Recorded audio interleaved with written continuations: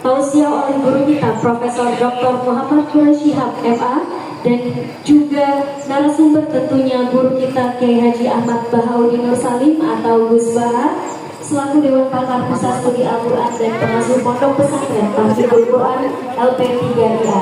Tausiah ini juga akan dipandu langsung oleh moderator, yaitu oleh guru kita Bapak Dr. Syahrul Iskandar MA. Kepada beliau disilakan.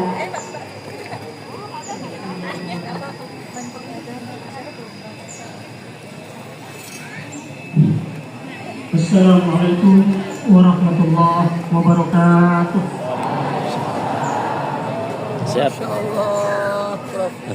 Alhamdulillahirrahmanirrahim. Allahumma sholli wa sallim ala sayyidina Muhammadin wa ala alihi wa sahbihi ajma'in. Amma ba'du. Alhamdulillah, pada hari ini kita semua berkumpul di Masjid Bait Al-Quran, Pusat Studi Al-Quran di Pondok Cabe ini. Ini adalah kegiatan rutinan tahunan ya, Maulid Rasulullah Shallallahu Alaihi Wasallam.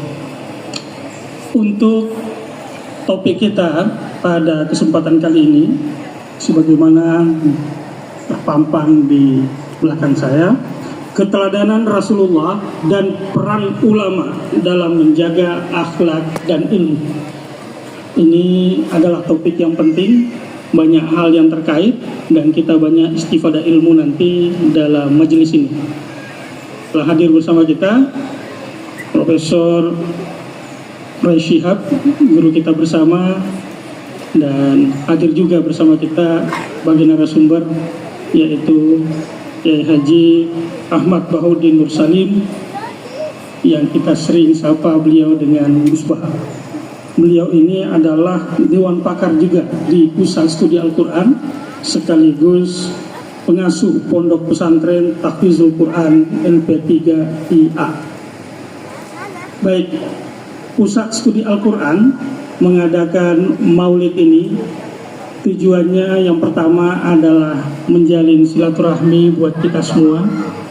Yang kedua, kita juga hendak menanamkan cinta kita kepada Rasulullah SAW. Dan yang ketiga, tentu saja kita semua istifadah ilmu. Topik kita adalah tentang keteladanan Rasulullah dan peran ulama untuk menjaga ilmu dan akhlak. Saya biasanya nggak bawa catatan, tapi ini saya juga deg-degan ini. Duduk bersanding dan moderatori dua ulama kita. Ya, sebagai pengantar aja, Rasulullah SAW, kalau dari beberapa literatur, itu adalah tokoh tersukses di dunia dalam banyak hal. Ada yang melihat perspektifnya sebagai prestasinya, memang sosok Rasulullah sosok yang paling prestatif. Yang kedua, Rasulullah juga adalah sosok yang apa yang ditanamkan, dicontohkan, itu telah berbekas dan lama sampai sekarang dan terus berkembang sampai kini. Ini tidak ada yang bisa menyamai dalam hal prestasi Rasulullah. Kemudian dalam salah satu referensi, ini juga pernah diurai oleh guru kita Profesor Quraisy Shihab dalam salah satu karyanya, sebagai sosok yang tidak bisa ada yang menyamainya. Sosok Rasulullah itu menghimpun beberapa hal dalam dirinya dan tidak ada sosok yang lain yang bisa menghimpunnya. Pertama, Rasulullah itu seorang yang alim. Rasulullah itu seorang yang abid, ahli ibadah. Rasulullah itu seorang pemikir. Rasulullah juga seorang pemimpin. Dan yang terakhir, Rasulullah adalah sosok yang seniman. Ini beberapa hal yang terhimpun pada diri Rasulullah yang kita tidak bisa ikuti, karena itulah kekhususan dan kelebihan Rasulullah. Nah, insya Allah pada kesempatan kali ini kita sama-sama akan istifadah ilmu, dan kita untuk kesempatan perdana kita beri kesempatan kepada Gus Baha untuk memberikan uraian, dan kita beri kesempatan. Allahumma sholli ala Muhammad.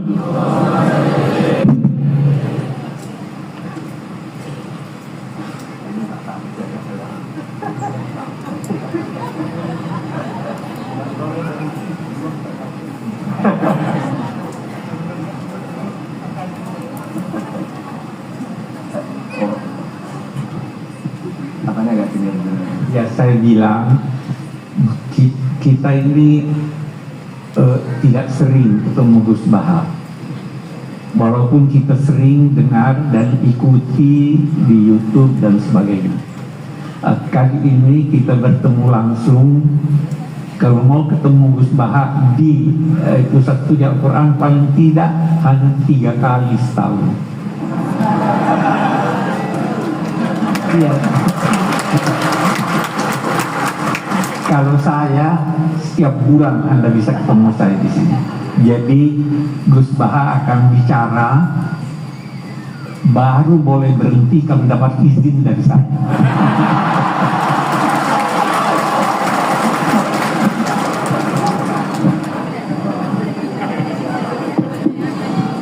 Assalamualaikum warahmatullahi wabarakatuh.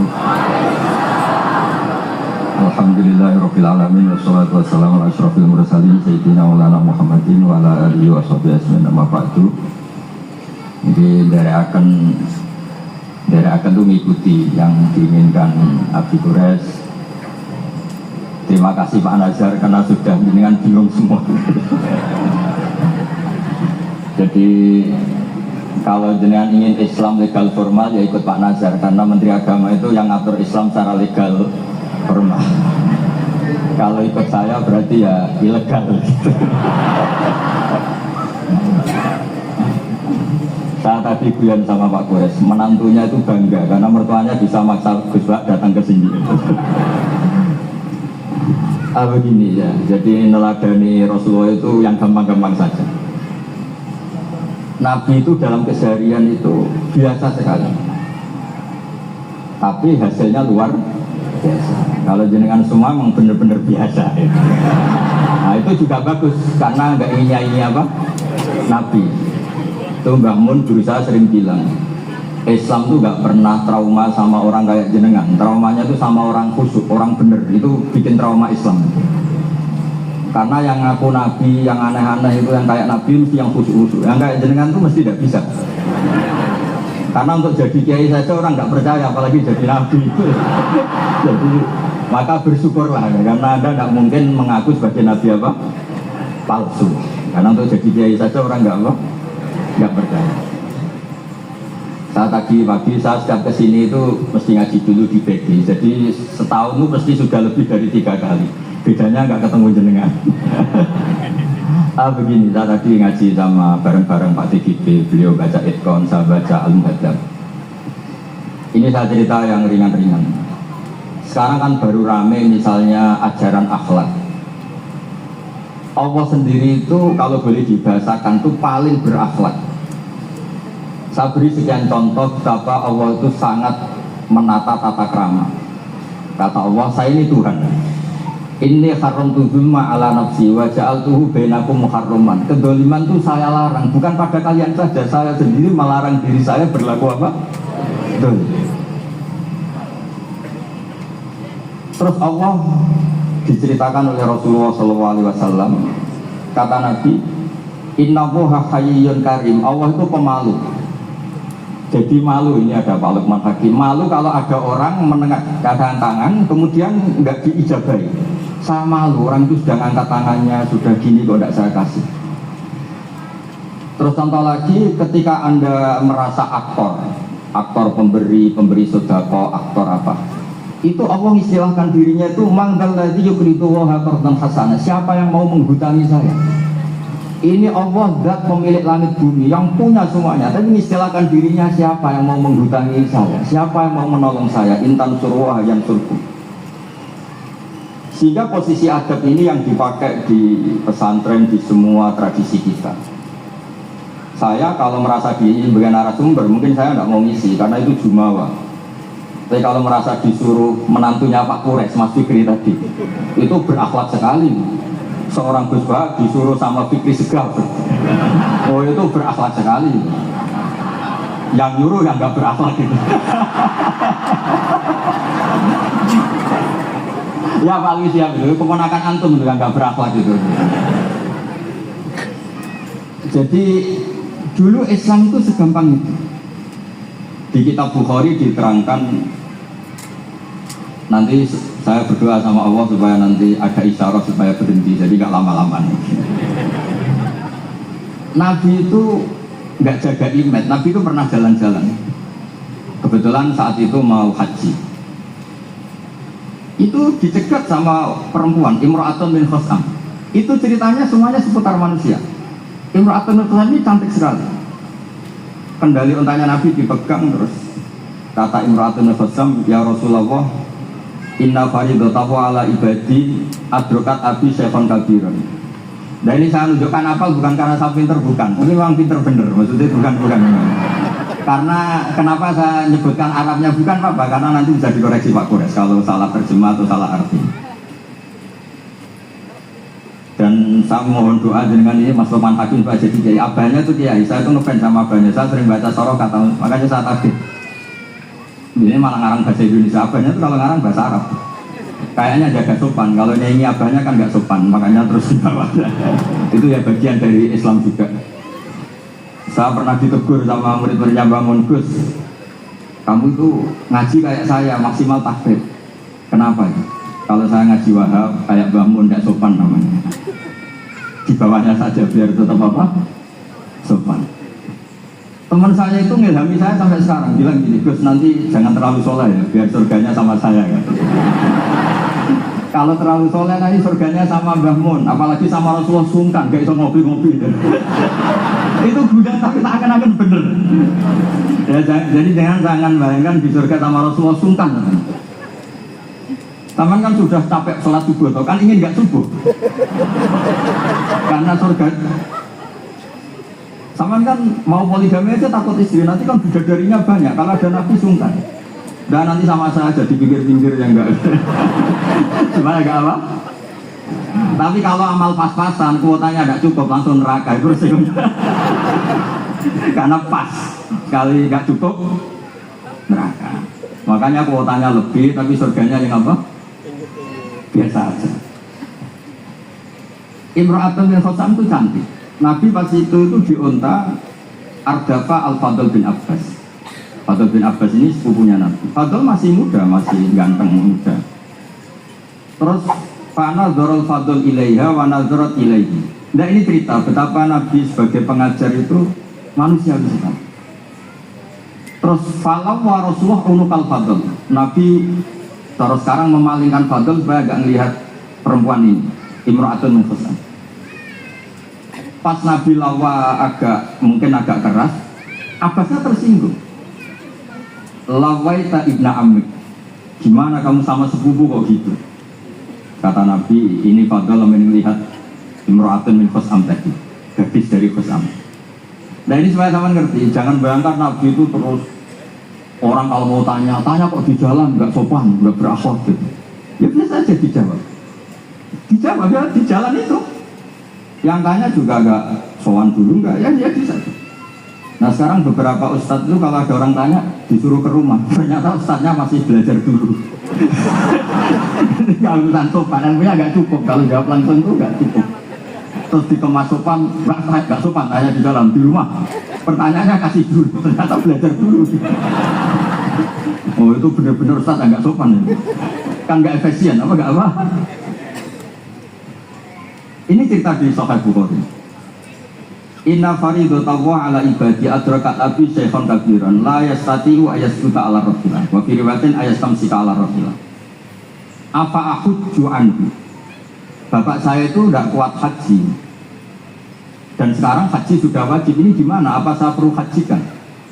Itu awal ada haji niabah. Kalau di masyarakat disebut haji amanah. Jadi haji amanah itu nggak nunggu meninggal, orang stroke nggak mungkin haji itu sudah bisa digajikan apa? Amanah. Saya itu punya teman kurang ajar sekali Pak Kures. Saking kurang ajarnya bapaknya itu hidup. Bapak kamu kajikan plus mahal atau gaji plus masih 400 juta. Nunggu meninggal saja kaji amanah 10 juta cukup. Wah, kurang ajar betul itu. Udah gitu masih bilang, malah infonya kalau orang Madura berani 4 juta katanya. Wah, ngawur betul kamu itu. Itu berkahnya orang tadi, gadis tadi tanya sama Nabi itu akhirnya haji makdum itu 2. Ini saya ngomong fikih, itu harus aman ngerti fikih. 1 amanat anil mayyit karena memang sudah tidak bisa haji. 2 amanat anil makdum. Kalau di fikih disebut haji apa? Amanat dari makdum. Orang hidup tapi nggak mampu apa? Haji. Terus saya bilang sama tadi yang agak kurang ajar tadi, ya kurang ajar betul. Sini, bapak kamu biar memutuskan haji sekarang meskipun setruk masih bisa ngomong, masih ingat hartanya masih suruh haji sekarang, di makdum sekarang. Pak, jenengan harus haji karena mampu, tapi itu nggak bisa amanah loh. Ternyata amanah kalau masih hidup itu mahal, jual Innova. Walhasil terus sudah dihajikan amanah, orang itu meninggal. Mendingan mati, Gus, murah, tapi masih mahal. Terus saya bilang gini, nah ini saya ngomong pakai biar Mas Fikri itu nggak salah lah, milih Dewan Pakar saya itu nggak salah, memang kayaknya memang kredibel. Saya sudah pamit sama Abi Kures. Itu di Sajaratul Ma'arif ada babu zikri manaqiban nafsi, babu zikri rojuli manaqiban nafsi. Bab seseorang itu boleh menyebut kelebihan dirinya kalau itu untuk kepentingan umat. Buktinya Nabi Yusuf ngendikan ini hafidun alim, urusan keuangan pasrahkan saya, ini hafidun alim. Dan semua Nabi mesti ngendikan ini lakum nasihun amin, saya ini orang yang punya niat baik. Jadi kata bapak saya kalau didik saya, tawadhu haram zaman akhir. Kenapa? Karena itu bentuk gak tanggung jawab. Disuruh mimpin negara gak mau, ngimami masjid gak mau, disuruh mulang gak mau. Ternyata karena gak mau tanggung jawab. Jadi tawadhu sama gak tanggung jawab itu bedanya sedikit. Taman tawadhu apa gak tanggung jawab? Iya kan, banyak orang tuh gak berani nyai. Wah saya jaring sakit ini, tapi komen. Kacau itu. Saya teruskan. Sehingga dulu yang dialami Nabi itu ya biasa. Sampai di Bukhari dibabkan berkali-kali. Babul futya fit thariq. Bab Nabi itu biasa ngasih fatwa di jalan. Ada lagi dibabkan babu hajil mar'ati anir rojuli. Biasanya di fikih itu kan pola ibadah lelaki sama perempuan kan beda. Tapi di bab haji niabah, ini ada Buya Asin Sato, itu perempuan boleh menghajikan bapaknya. Makanya diulang lagi babu hajil mar'ati anir rojuli, bab perempuan menghajikan lelaki. Kayak apa luar biasanya Nabi. Jadi Nabi itu kesehariannya biasa. Makanya Anda tidak usah khawatir misalnya di pesantren atau di komunitas Jawa atau di komunitas orang Timur, orang Indonesia mendidik akhlak, takut itu terlalu apa, itu gak usah khawatir. Allah sendiri itu yang paling sopan. Sampai bilang untuk dirinya sendiri, kata barok hukum ala nafsihir rahmah. Kata itu mengharuskan, Allah itu mengharuskan dirinya untuk berbuat kasih sayang. Coba orang diwajib-wajibkan itu kan berat. Kayak sampai tak suruh-suruh itu kan berat. Tapi Allah menyuruh dirinya, aujaba ala nafsih, kata barok hukum ala nafsihir. Makanya saya kalau baca Quran tuh sering nangis. Kalau boleh dibahasakan tuh sekesatria itu Allah ngelola alam raya ini. Makanya dulu tuh banyak ulama itu pede. Saya tadi jagungan sama Pak Kures. Ulama dulu tuh pede. Kalau mau mati itu senangnya minta ampun, senang. Nah kayak jenengan hidup gak berani, mati ya gak berani, itu orang itu kacau itu. Mati itu dulu, ini cerita orang dulu. Kenapa ada tarian Jalaluddin Ar-Rumi, tarian kematian, tapi tidak bisa ditiru, nanti dianggap aliran sesat. Karena di Indonesia itu kalau aneh-aneh terus bisa diistilah aliran sesat. Meskipun Pak Menteri tadi sudah pulang, tapi kalau tahu sampean sesat langsung dikasih. Itu Jalaluddin Rumi, pas mau meninggal itu santri-santrinya nangis. Terus kata beliau, kamu harusnya nggak usah nangis, kamu harusnya seneng. Kamu punya guru yang sekarang mau ketemu sama yang sangat dicintai. Kamu itu santri bodoh betul, gurunya mau ketemu yang dicintai, kamu nangis. Ayo, tertawa semua. Tapi kalau kamu praktekkan, di Bengkolang orang banyak kamu.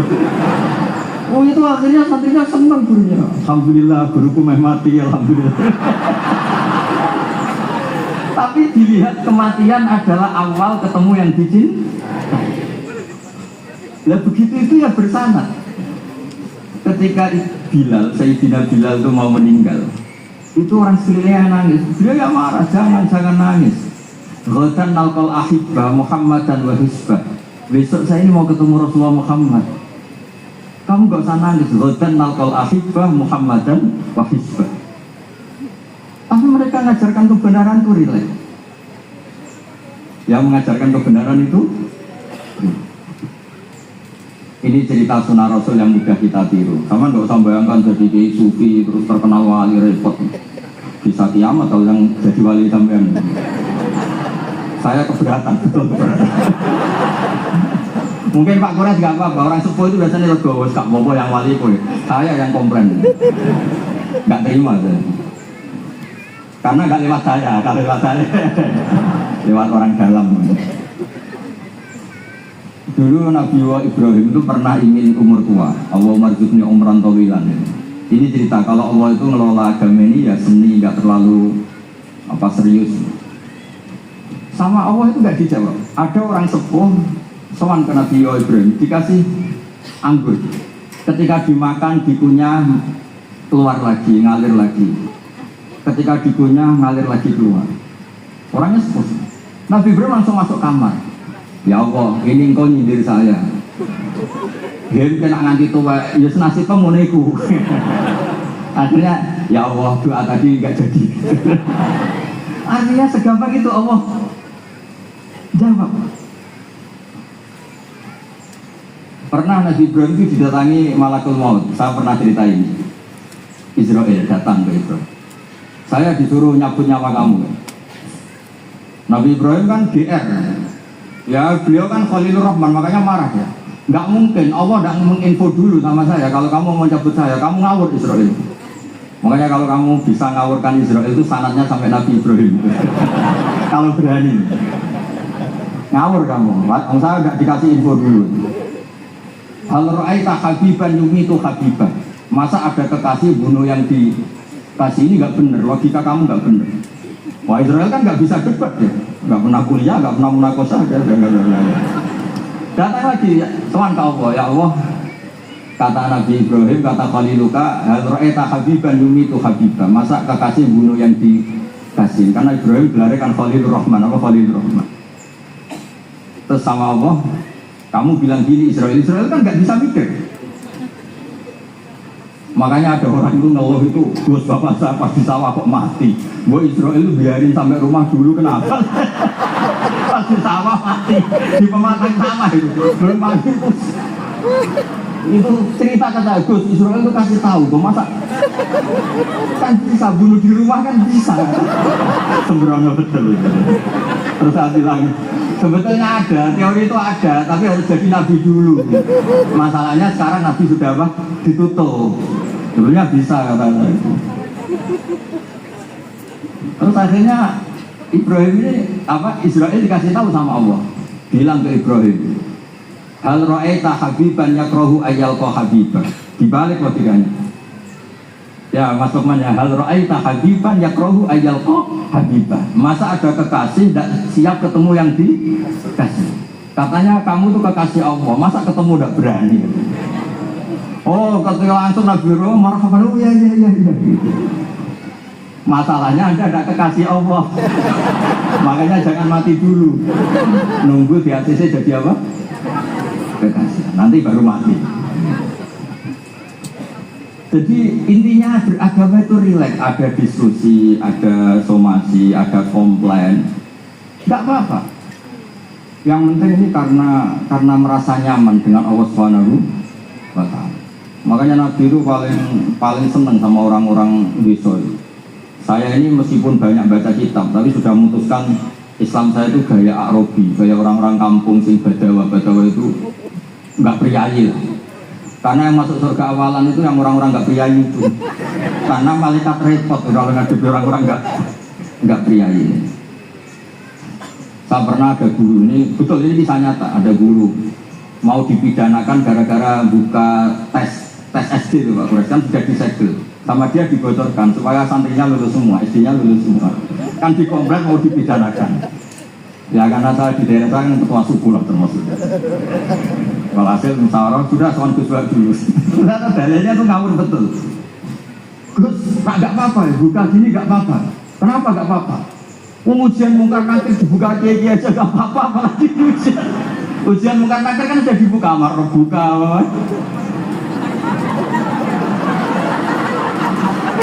Masa ujian itu nggak boleh?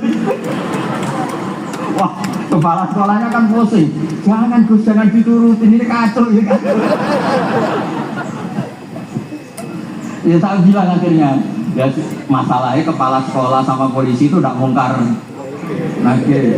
Jadi ya beda, gitu Gus ya tak kira sama Gus. Jadi ujiannya mungkar nakir saja bisa dia apa? Dibuka, bisa dibocorin, masa ujian SD tidak boleh kan? Makanya repot, kena orang-orang kayak gitu repot. Nah orang Arabi itu logikanya seperti itu, tapi jangan ditiru ya. Tadi yang di Indonesia nggak boleh tetap bisa di penjara kan. Sudah miskin di penjara repot nanti. Ya kalau kaya kan agak susah gimana, kalau miskin kan agak susah ya.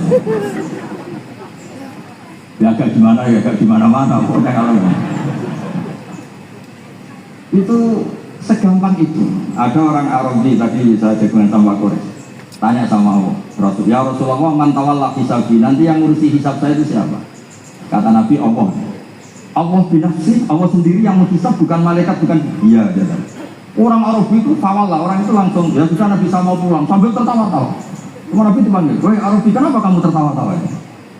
Jawabnya lucu, kenangan saya dengan Allah di dunia itu baik-baik saja. Maka nanti di akhirat juga baik-baik saja. Kalau sama malaikat saya tidak punya kenangan. Lalu itu Nabi komentar itu Fakuhal Arabi, kamu pinter ya. Makanya kamu harus yakin kalau nanti ketemu Allah itu baik-baik. Buktinya kita di dunia tanpa prestasi ya baik-baik saja. Kita penuh problem Allah ya baik-baik saja. Enggak terus makhluk tanpa ada gunanya keluar dari bumi itu ya.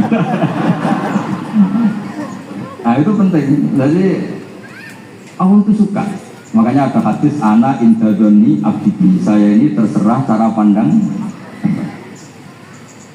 Ini yang terakhir meskipun belum disemprit Pak Kures. Sudah dapat izin. Di kitab Ihya, saya berkali-kali cerita ini. Kitab Ihya itu meskipun hadisnya banyak yang nyoal, tapi kitab itu kitab keramat. Makanya ada pensara Ihya namanya Sayyid Zabidi itu. Beliau sering ngendikan hadal hadis min haitsul matnu dhaif lakinnahu masyhurun wa yu'adiduhu fil makna al ahadits as-sahihah. Jadi intinya itu hadis ini secara teks memang masalah, tapi secara makna dikuatkan oleh sekian riwayat-riwayat yang apa? Sahihah. Jadi yang dhaifnya itu hanya min haitsul lafzu atau hadal lafzu bi ini masalah, tapi min haitsul makna itu enggak masalah. Ada orang itu sudah di neraka 2 dipanggil sama Allah ke surga. Allah itu tanyanya unik. Ini di terakhir kitab Ihya di kitab Burujat. Gimana rasanya di neraka? Karena di neraka ditanya tuh, wah nggak enak Gusti. Kami tanya, nah kamu gimana di neraka? Wah nggak enak Gusti, sudah diborgol, dibakar api, pokoknya nggak enak. Terus yang satu disuruh, ya sudah kembali lagi ke neraka. Itu lari semangatnya minta ampun, lari ke neraka, semuanya minta ampun. Marhaban ya Allah, itu sudah lari ke neraka. Allah kan beres. Wih, kok semangat itu? Dipanggil sama Allah, kenapa kamu semangat masuk neraka? Karena ini perintah engkau. Saya sampai masuk neraka itu gara-gara kalau engkau perintah gak pernah nurut. Makanya kali ini saya nurut. Lari ke neraka. Ya sekaligus ini jajah, nanti kalau disuruh ke neraka lari sekencang. Saya ini sudah trauma, sudah nyesal. Karena dulu ketika engkau perintah saya gak pernah nurut, makanya saya semangat dulu, nurut, karena ini perintah jenengan. Terus pas lari kencang neraka, oh dibagi lagi. Sudah, kamu anak baik, di sini aja, di sini aja. Nah khawatir saya, nanti kalau kamu lari ke neraka sama Allah dibiarin. Nah itu tidak tahu. Tapi berkahnya ngaji ini, kamu khusnudzon saja. Nanti dipanggil, oh, woi anak baik, tak suruh langsung apa? Langsung lari. Itu cerita di Ikhya. Yang kedua, yang satu agak bandel. Ayo kamu kembali lagi ke neraka. Kamu kan penghuni neraka. Diam saja. Terus kenapa kamu diam? Teman kamu lari kok kamu diam? Saya itu yakin ketika engkau memanggil saya ke surga itu tidak akan lagi mengeluarkan dari surga. Itu keyakinan saya. Terus sama apa? Ya sudah. Anak ibadahnya abdi. Jadi dua-duanya itu benar. Jadi segampang itu beragama. Nanti di akhirat nggak ada komentator, nggak ada analis, nggak ada aman. Jadi tidak bisa kamu analisis Allah. Nanti mau apa? Nggak bisa. Apalagi masuk TV, nggak bisa. Jadi hubungan dengan Allah itu segampang itu. Nah, saking gampangnya hubungan dengan Allah itu Nabi pernah bikin MOU sama Allah, dan itu yang dipakai seluruh kiai di seluruh dunia, di semua kitab. Ya Allah, manusia itu kan tempat salah dan lupa. Beliau jangan langsung menghisap kalau ada manusia salah dan lupa. Lalu itu sama Allah dituruti.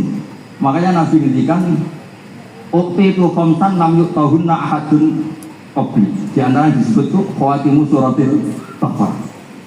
Coba kita ini disuruh Nabi dan dilegalkan Allah. Enggak cuma Menteri Agama, yang legalkan langsung Allah Subhanahu wa Ta'ala. Disuruh berdoa, Rabbana la tu'akhidna in nasina Allah. Doa itu kan agak ngawur sebetulnya. Masa lupa atau salah minta dimaklumi. Coba kalau sampai punya manajer di kantor, Pak, kapan-kapan kalau datanya tak tumpahin teh maklumi ya. Oh, langsung di PHK kamu. Kapan-kapan kalau Bapak manggil dan saya lupa nggak datang, maklumi Pak ya. Oh, PHK. Tapi ini satu doa yang disahkan Allah, disuruh berdoa, Rabbana la tu'akhidna in nasina. Ya Allah, jangan kasih sanksi kami ketika kami salah atau lupa. Terus qala na'am, Allah ngendikan na'am ya. Coba kalau Allah pakai teori semua kesalahan kita disanksi langsung, nggak ada manusia di dunia, sudah habis semua. Wong khotib Jum'ah kelihatannya ibadah tapi nyindir tanggane. Kan repot. Orang sering itikaf di masjid ternyata baru masalah dengan istrinya. Orang semuanya masalah. Ustaz kadang ya profesi lain nggak pernah prospek untuk profesi ustaz. Oh repot semua. Ada yang tidak ustaz, sok-sokan ikhlas bertani, ternyata nggak pernah ngajar, akhirnya satu kampung bodoh semua. Semuanya masalah. Dan kita diberi fasilitas Rabbana la tu'akhidna in nasina aw akhtana. Kayak apa baiknya hadati? Makanya belum ada kata yang ngarang kitab Ibnu Athaillah sekali, nggak ada sebaik Allah. Kalau orang lain maklumi kamu karena nggak tahu borok kamu, tapi Allah ini tahu borok kamu, tahu salah kamu, tapi tetap maklum. Makanya mas sohibah kaman sebagai bawa bi'ifika alim, ini nggak ada yang nemani kamu, tahu aib kamu sebaik Allah. Makanya kitab hikam itu ada kata-kata yang bagus. Innama akromaka jamilu satri. Ketika kamu terhormat itu sebetulnya saking pandai-pandainya Allah menutupi aib kamu. Coba misalnya rata-rata ini bapak-bapak, ibu-ibu nikah sama perempuan itu pilihan terakhir apa pilihan sejati? Terakhir.